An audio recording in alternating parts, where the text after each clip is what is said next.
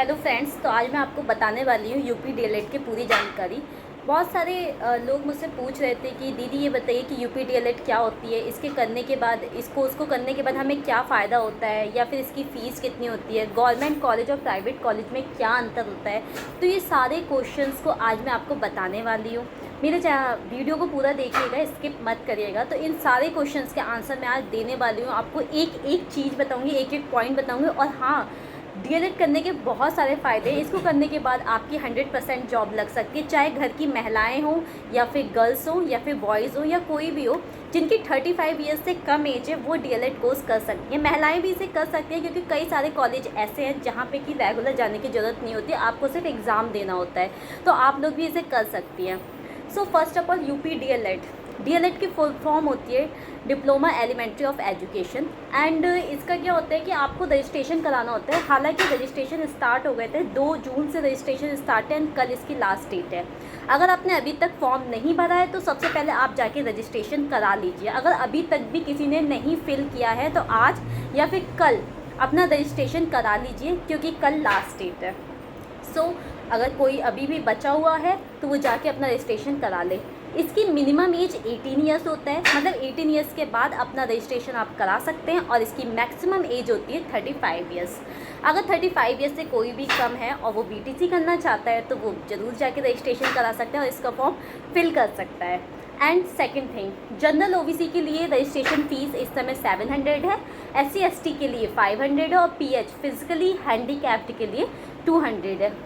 ये हो गई इसकी पूरी रजिस्ट्रेशन की फ़ीस जो इस टाइम लग रही है। अब हमारा एक्चुअल क्वेश्चन था कि हमने रजिस्ट्रेशन करा लिया। बहुत सारे बच्चों ने कहा कि अब तो हमने रजिस्ट्रेशन करा लिया, उसके बाद क्या होता है, उसके बाद की प्रोसेस क्या होती है, एंड फिर क्या होता है, फिर हमें कॉलेज कैसे अलॉट होते हैं, फ़ीस क्या होती है। बहुत सारे बच्चों के क्वेश्चन थे, फ़ीस क्या होती है और क्या इसके बाद 100% जॉब लग जाती है। तो इसका क्या होता है कि रजिस्ट्रेशन करने के बाद आपकी मेरिट बनती है, और मेरिट में आपके हाई स्कूल की परसेंट, इंटर की परसेंटेज और आपकी ग्रेजुएशन की फाइनल ईयर की जो फुल तीनों ईयर की परसेंटेज आती है वो ऐड होती है।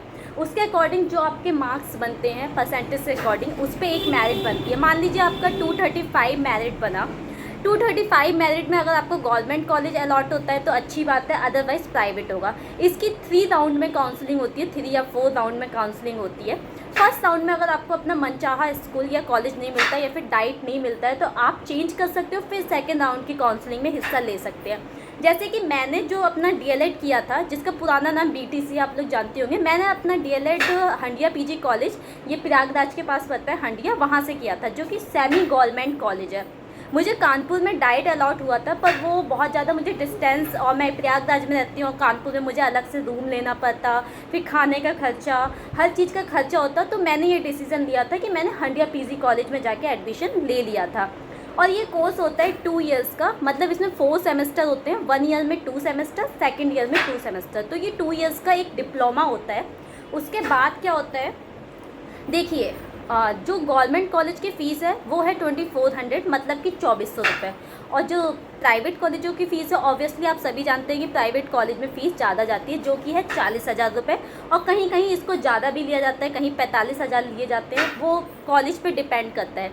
मेरी फ़ीस थी 40,000 रुपये, पर मेरी फ़ीस जो थी वो 1 ईयर की पूरी रिटर्न आ गई थी। तो आप उस कॉलेज में कराइएगा जो कि प्राइवेट में भी अच्छे हो।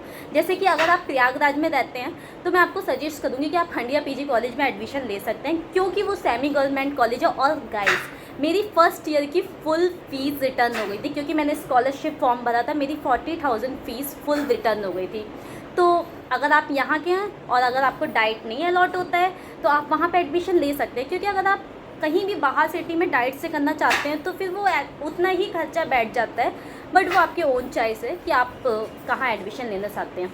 उसके बाद क्या होता है, आपकी रैंक के अकॉर्डिंग मेरिट बनती है, कॉलेज वगैरह अलॉट होते हैं, वो पूरा प्रोसेस आता है। उसकी डेट भी जैसे जैसे आता जाएगा मैं आपको अपडेट करती जाऊंगी, तो उसके लिए आपको टेंशन लेने का बिल्कुल ज़रूरत नहीं है। बीटीसी हम क्यों करते हैं, क्योंकि किसी भी प्राइवेट कॉलेज हो या फिर आजकल आप किसी भी 1 to 5 प्राइमरी स्कूल में जाते हो तो बीटीसी या बीएड कंपलसरी मांगा जाता है, जबकि प्राइमरी लेवल के लिए बीटीसी मस्ट है। आप गहरी हैं, आप गृहिणी हैं और आप स्कूल में जॉब करना चाहती हैं, या फिर कोई भी है, कोई भी गर्ल्स हैं जो स्कूल में जॉब करना चाहती हैं, पर आजकल बिना बीटीसी वालों को कहीं नहीं लिया जाता है, तो आप आराम से किसी भी स्कूल में पढ़ा के और अर्निंग कर सकती हैं, ट्यूशन कोचिंग्स खोल सकती हैं।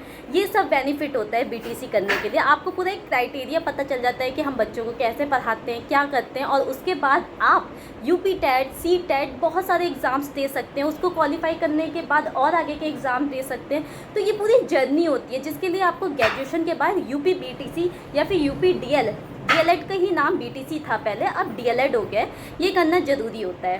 तो ये पूरी डीएलएड की जानकारी थी। अगर आपके कोई और भी क्वेश्चंस हो तो आप मुझे कमेंट कर सकते हैं, कमेंट बॉक्स में मैं आपके क्वेश्चंस के रिप्लाई करूँगी, और जैसे जैसे ये प्रोसेस होता रहेगा मैं आपको अपडेट करती रहूँगी। आप लोगों को टेंशन लेने की बिल्कुल भी ज़रूरत नहीं है। अगर आपको मेरा चैनल अच्छा लगा हो तो मेरे चैनल को लाइक करिए, कमेंट करिए एंड सब्सक्राइब करिए। Bye bye guys.